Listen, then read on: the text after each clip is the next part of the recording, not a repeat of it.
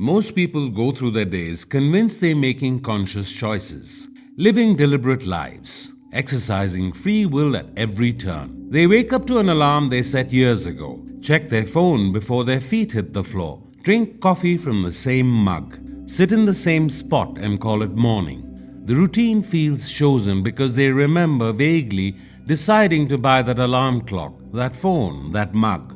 But when was the last time they actually thought about any of it? Gurdjieff, that strange and brilliant teacher who spent his life trying to shake people awake, had a way of cutting through our self-deception. He said humans are machines, and he meant it literally. Most of us function as automatic beings who experience occasional flashes of consciousness, if we're lucky, rather than the other way around. Think about your last argument with someone close to you. Did you decide consciously and deliberately to say those exact words in that exact tone? Or did they just come out following a script you performed 100 times before? When that driver cut you off yesterday, did you choose your response? Or did anger just happen to you, like a knee jerking when the doctor taps it with a hammer? We like to think we're the authors of our actions. But most of the time, we're just watching ourselves perform, mistaking the performance for choice. The really unsettling part is how complete the illusion feels from the inside. When you're angry, you are anger. When you're afraid, you are fear. The identification is so total that there's no space left to observe what's happening. You become a passenger in your own life. But you're sitting in what looks like the driver's seat, hands on a wheel that's not connected to anything, convinced you're steering. We dress this up with sophisticated explanations. We talk about our values, our preferences, our personality. We say things like, I'm just not a morning person, or that's just how I am, as if these were immutable laws of physics, rather than patterns we fell into and never questioned. We build entire identities out of accidents and repetitions, then defend them as if they were sacred. The machine just doesn't run our actions, it runs our thoughts too. Notice how the same worries circle through your mind, how the same fantasies play out, how you have the same internal arguments with people who aren't even there. Your mind is like a jukebox with a broken selector playing the same dozen songs, whether you want to hear them or not. And just like a real jukebox, it doesn't matter how much you kick it or yell at it. It's going to keep playing those songs until someone fixes the mechanism. The reason we can't see our mechanical nature is because the machine has one brilliant feature. It can convince you that it is you. Every habit feels like a choice. Every pattern feels like personality. Every repetition feels like consistency. The prison doesn't need guards when the prisoners are in love with their chains. Watch yourself for a single day. Really watch. And you'll see the same small dramas playing out. You check your phone at the same triggers. Boredom, anxiety, a lull in conversation. You eat not when you're hungry, but when it's time to eat. You have the same conversation with your partner about the same issues, using almost the same words, expecting different results. Einstein called this insanity, but we call it Tuesday. The programming started before you could even speak. Your parents, themselves running on programs they inherited, passed on their patterns to you like a virus. Society added its own code. What success looks like, what love feels like, what's normal, what's possible. School taught you to sit still when a bell rings, to need permission to perform basic bodily functions, to compete for approval from authority figures. By the time you were old enough to question any of it, the programming was so deep you couldn't see it anymore. A fish doesn't know it's wet. Media perfected the process. Every advertisement is a hypnotic suggestion. Every news story shapes what you fear. Every movie teaches you how to feel. You think you're choosing what to watch, but you're really choosing which program to run. The machine loves screens because screens are the perfect delivery system for new programming. You sit still, eyes forward, conscious, mind disengaged, while messages pour directly into your unconscious. Social media took it even further. Now the machine gets real-time feedback on which programs work best. Every like is a reinforcement. Every share is a successful transmission. Every comment is the program defending itself. You post the same type of photos, make the same types of jokes, express the same predictable outrage at the same predictable triggers. But here's where it gets really interesting. The machine isn't evil. It's actually trying to help. Every habit was once a solution to a problem. You learned to be quiet because speaking up got you in trouble. You learned to be funny because humor diffused tension. You learned to work hard because achievement brought approval. These programs worked once upon a time. The trouble is, they kept running long after the original situation changed. The comfort of chains is that they're predictable. You know exactly how much you can move, exactly where the boundaries are. Freedom. Real freedom is terrifying because it means you could go anywhere, do anything, become anyone. Most people say they want freedom, but watch what happens when they get it. They immediately create new routines, new limitations, new chains. The prisoner released after 30 years often commits another crime just to get back inside. We're no different. Even our rebellions are mechanical. The teenager who rebels against their parents by doing exactly what every other teenager does. The midlife crisis that follows a script so predictable you could set your watch by it. The spiritual seeker who trades one set of programs for another, more exotic set. We think we're breaking free, but we're just switching from one cell to another, maybe with better lighting. Sometimes, though, something breaks through. Maybe you're driving a familiar route and suddenly you realize you have no memory of the last 10 miles. Maybe you catch yourself mid-sentence saying something you don't even believe, just because it's what you always say.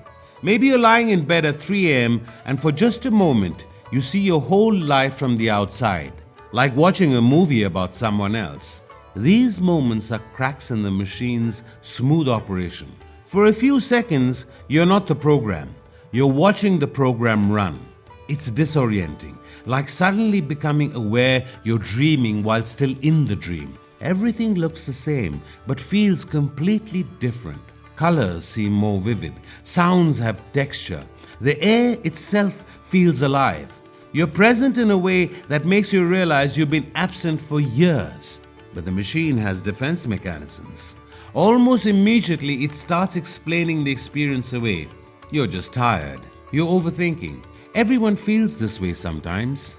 It floods you with tasks, obligations, distractions. Check your email. Remember that deadline. Wonder what's for dinner. Anything to pull you back into the mechanical flow, back into the safe, unconscious patterns. Gurdjieff called these moments self-remembering, which sounds simple but is actually the hardest thing in the world. It's not remembering information or events. It's remembering that you exist right now in this moment. It's being simultaneously aware of what you're doing and that you're doing it. The effort required isn't physical. You could do it lying down. It's not mental. You don't need to be smart. It's something else entirely, a kind of attention that we've almost completely forgotten how to use. We can focus on objects, on tasks, on thoughts, but to focus on the one who's focusing, that's like trying to bite your own teeth. Every spiritual tradition has discovered the same thing from different angles. Zen masters call it beginner's mind, seeing everything as if for the first time. Buddhists call it mindfulness, though what passes for mindfulness in the West is often just another program, another thing to achieve. Hindu sages call it witness consciousness, the part of you that observes without being touched by what it observes. The first glimpse is usually accidental. You can't force it any more than you can force yourself to fall asleep, but you can create conditions where it's more likely to happen. That is why people meditate, why they fast, why they go on retreat, why they seek out teachers. They're trying to interrupt the machine long enough for something else to emerge. The glimpse itself often comes with a mix of joy and terror. Joy because you realize you're more than your programming, more than your history, more than your limitations. Terror because you also realize how rarely you're actually present, how much of your life you've missed, how deeply asleep you've been. It's like discovering you've been living in a tiny corner of a mansion thinking it was the whole house. Some people get one glimpse and spend the rest of their lives trying to get back there. They become spiritual seekers, chasing peak experiences, trying technique after technique. But this too becomes mechanical. The program of seeking the state beyond programs. The machine is clever. It can even incorporate the desire to escape the machine.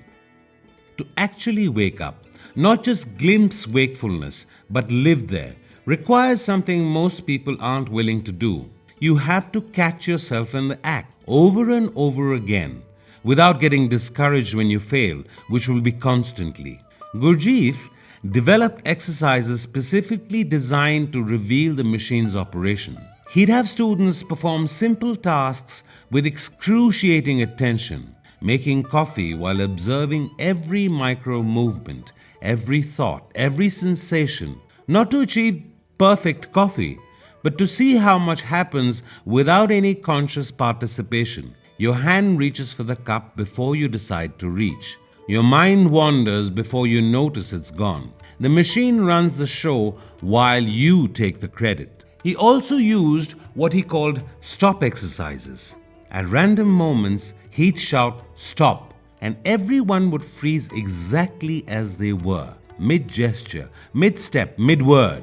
Then they'd hold that position while observing themselves, seeing all the tensions they carry unconsciously, all the energy wasted in unnecessary effort. Other traditions have their own methods for breaking the trance. Zen koans work by giving the rational mind an impossible problem, forcing itself to exhaust itself until something else can emerge. Show me your original face before you were born. The logical mind scrambles for an answer, but there isn't one, at least not one that can be thought. The point is to reach the place beyond thought, where real understanding lives. Vipassana meditations take a different approach. Systematic observation of every situation in the body, hour after hour, day after day. Not to change anything, just to see clearly. You discover what you call yourself is actually a constantly changing flow of sensations, thoughts, and reactions with no fixed center. The machine starts to become transparent when you watch it closely enough. Some teachers use shock methods. Sudden noises, unexpected actions, anything to jar you out of automatic response. The Zen master who answers profound questions with nonsense or hits you with a stick when you're getting too comfortable in your meditation. It sounds harsh, but comfort is the enemy of consciousness. The machine thrives on predictability. The work requires incredible patience because you're essentially trying to observe something that's doing the observing. It's like trying to see your own eyes without a mirror. You'll think you are awake, watching yourself carefully. Then hours later you realize you've been completely mechanical the whole time. The watching itself becomes automatic. The machine incorporated the practice of watching the machine. The real breakthrough comes when you stop trying to destroy the machine and start trying to understand it. Every pattern had a purpose. Every defense mechanism once protected something vulnerable. Every habit started as a creative response to a real situation. When you can see this with compassion instead of judgment, something shifts. The machine loses its power. When you start to genuinely wake up, not just have experiences but actually live with presence, the first thing you notice might surprise you. Life gets harder before it gets easier. It's like someone turned up the lights after you've been living in twilight. Everything is clearer, but that means you see all the dust, all the cracks, all the things you've been avoiding. You realize how many of your relationships are based on mutual unconsciousness. People playing complementary programs, fitting together like puzzle pieces, not because of genuine connection, but because your neuroses match. When you stop playing your part, the whole dynamic falls apart. Some relationships deepen beyond anything you imagined possible. Others reveal themselves as elaborate performances that can't survive actual presence. Your relationship with work changes too. You might discover you spent decades in a career that someone else chose for you. Your parents' ambitions, society's definition of success, or just the path of least resistance. Or you might find that what you do doesn't matter as much as how consciously you do it. The awakened janitor might be more alive than the sleeping CEO. Emotions don't disappear, but your relationship with them transforms completely. Anger still arises, but you see it coming like weather on the horizon. You can feel it building in your body. Watch it peak, observe as it dissipates. You experience it consciously rather than being swept away by it mechanically, standing on the bank watching the river flow instead of being carried away by the current. Fear becomes particularly interesting. Most of what we call fear is actually the fear of feeling fear. When you can sit with fear, really be present with it, without running away from it or fighting it, it transforms into something else. Intensity, energy, even excitement. The same psychological response that the machine labels fear can be experienced as aliveness when you stop resisting it. Joy changes too. The mechanical pleasures, the dopamine hits from achievements, purchases, likes and follow start to feel hollow. But a different kind of joy emerges, quieter but more stable. The joy of seeing clearly, of being present, of not needing anything to be different than it is. This resembles the steady warmth of a fire that doesn't need constant feeding, rather than the fireworks of excitement. Decision making becomes both simpler and more complex. Simpler because when you're not run by programs, your actual needs and desires become clear. You know what you want because you're present enough to feel it. Complex because you also see how every choice creates ripples, how nothing exists in isolation, how what seems good for you might harm others or vice versa. You develop what Gurdjieff calls objective conscience, the ability to feel the consequences of your actions for yourself and for everything connected to you. This differs completely from guilt, which operates mechanically, programmed by society. You directly perceive harmony and disharmony, like a musician who can hear when a note is off. Time changes too. Mechanical life passes in a blur. Years feel like months, decades disappear without trace. But conscious moments have weight, density, duration. A single aware breath can feel longer than an unconscious hour. You stop needing to fill time because time itself becomes full. The awakened person doesn't become perfect. They still have patterns, still make mistakes, still gets pulled into unconsciousness. The difference is that they know when it's happening. They can watch themselves being mechanical without being completely identified with it. Like an actor who remembers they're playing a role even while giving a convincing performance. Here's what nobody tells you about awakening. You don't experience a one-time event that changes you forever. The process resembles learning to walk on a tightrope. You have to keep your balance moment by moment, and the slightest distraction can send you tumbling back into unconsciousness. Success can put you back to sleep faster than failure. You develop a spiritual practice, start waking up, feeling good about your progress, and gradually the practice becomes mechanical. You're meditating in your sleep, doing yoga unconsciously, reading spiritual books on autopilot. The machine has incorporated your awakening into its program. You become spiritually mechanical, which might be the deepest sleep of all. Comfort is another trap. When life gets easier, when you've solved your immediate problems, when you're not being challenged, the motivation to stay conscious weakens. This is why some teachers deliberately create difficulties for their students. And it's not out of cruelty, but because friction creates heat, and heat can keep you awake. A smooth life is a sleeping life. Even pain can become mechanical. Some people get addicted to their suffering, to their story of struggle and growth. They need drama to feel alive, so they unconsciously create it. They mistake intensity for consciousness, not realizing that you can be intensely mechanical. The machine doesn't care if you're happy or miserable, as long as you're identified with it. Community helps, but it can also hurt. Being around others who are working to wake up creates a field of consciousness that supports your own efforts. But groups can also become mechanical, developing their own programs, their own dogmas, their own ways of sleeping while appearing awake.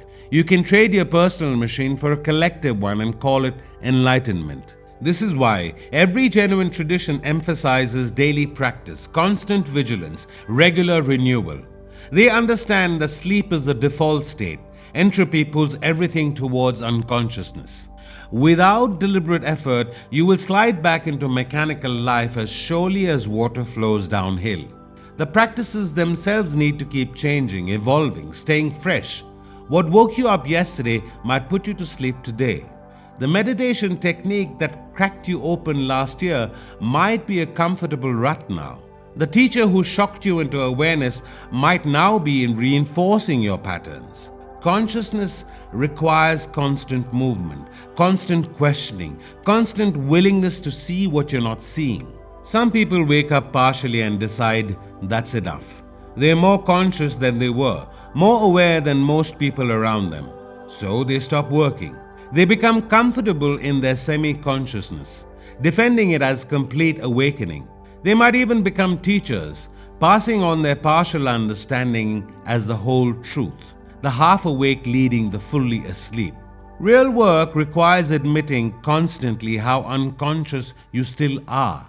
Every moment of genuine awareness shows you how much you're missing. It's humbling and sometimes devastating to see how mechanical you remain despite years of effort. But this seeing is the work. The moment you think you're done, you're asleep again. The question everyone asks is, how long does it take? How long until I'm awake? How long until I'm free? The answer is both instant and forever. You can wake up right now, in this moment. Feel your body in the chair. Notice your breathing. Be aware of yourself reading. Aware of yourself being aware. There, you're awake. But can you stay there? Can you maintain that awareness through the next paragraph, the next hour, the next day? The work of consciousness is like tending a garden. You don't plant seeds once and walk away. You water daily, pull weeds constantly, adjust for seasons, protect them against pests. Some days you see growth. Other days, everything seems dormant. Sometimes a storm destroys what you've cultivated and you have to start over. But if you keep tending, something real grows. And here's the paradox. The more awake you become, the more you realize there is no final destination. Consciousness functions as a way of traveling rather than a place you arrive at. Each moment offers the possibility of greater awareness or deeper sleep. The fully enlightened being and the completely mechanical person face the same choice every instant: consciousness or automatism.